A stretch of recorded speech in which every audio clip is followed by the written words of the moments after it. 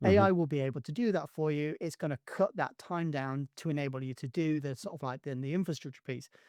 But it's still the same within the industry.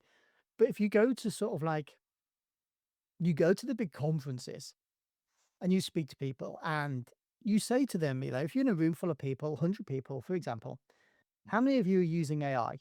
Pretty much 99% will just raise their hand because so many Mhm. people are using it now. It's fun, it's great, it's such a wonderful thing just to be able to play with. Like you were talking about the sort of like the assistant piece.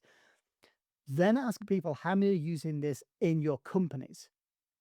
That 99% will go down as quickly to as low as 2% quite easily because we still have big trust issues about letting this loose within our production environments. Uh-huh.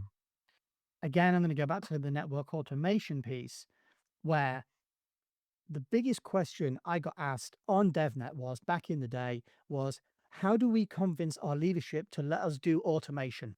Mhm. Because they didn't trust it Yep. at all. They just didn't trust automation. And that was the hardest part. It wasn't writing the Python, it wasn't writing Ansible because people can pick these skills up really, really quickly and they can start to automate their workflows.